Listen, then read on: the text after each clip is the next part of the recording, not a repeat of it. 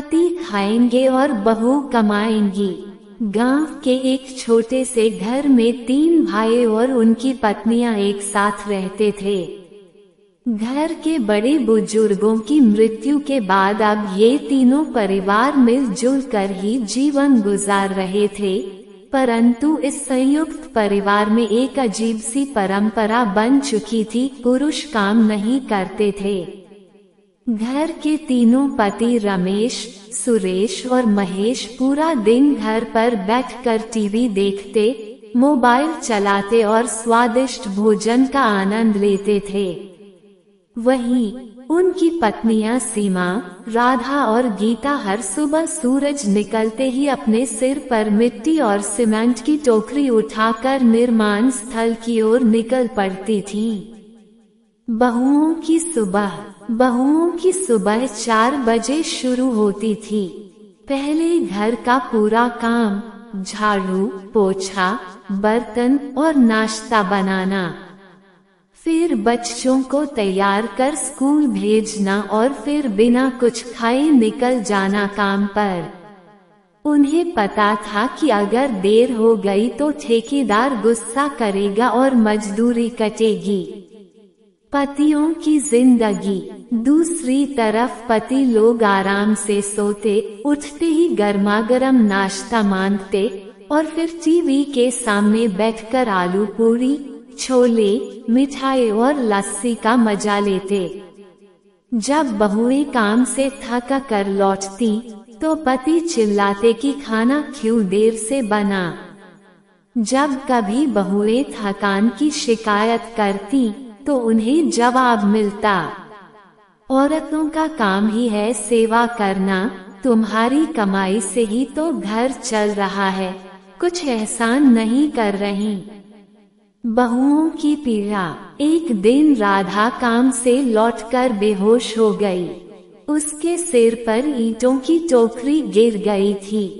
Doctor ने कहा अब इसे कुछ दिन आराम चाहिए, लेकिन घर वालों ने कह दिया अगर राधा आराम करेगी तो पैसा कौन लाएगा। सीमा और गीता ने विरोध किया, हम ऐसे जीवन से तंग आ गए हैं, हम दिन रात मेहनत करते हैं और ये लोग बस खाते रहते हैं। क्या यही हमारा जीवन है? बदलाव की शुरुआत। सीमा, जो पढ़ी लिखी थी, ने फैसला लिया कि अब वे लोग केवल मजदूरी नहीं करेंगी।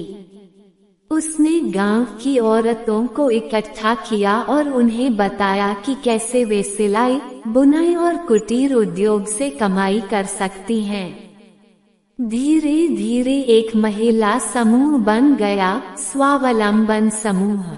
उन्होंने एक छोटा सा प्रशिक्षण केंद्र खोला और गांव की कई औरतों को आत्मनिर्भर बनाना शुरू किया। पतियों की चिंता।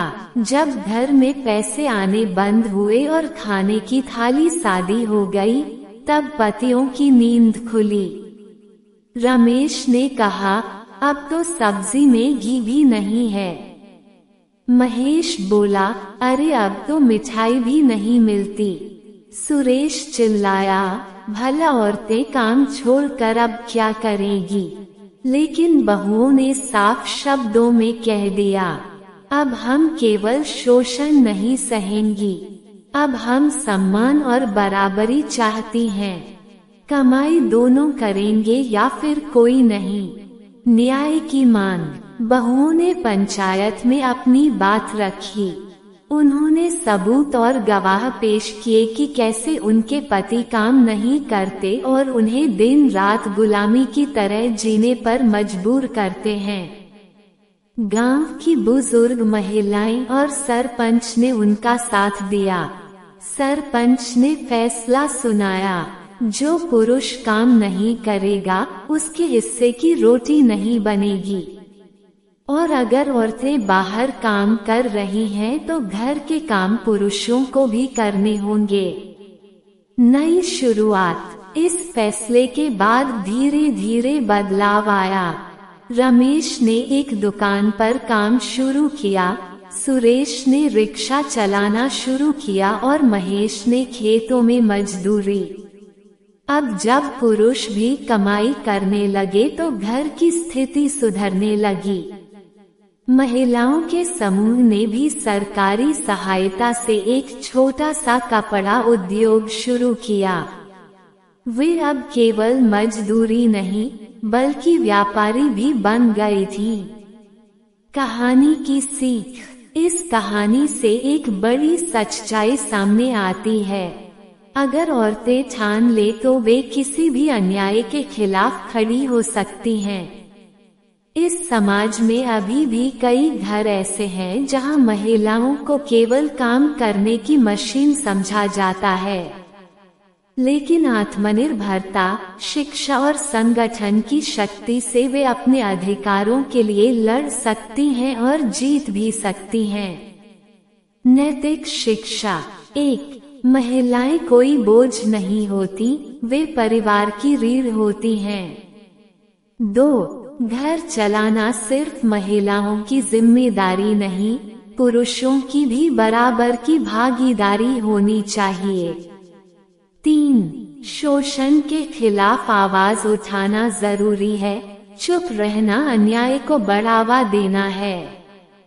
4. शिक्षा और आत्मनिर्भरता ही सशक्तिकरण की कुंजी है।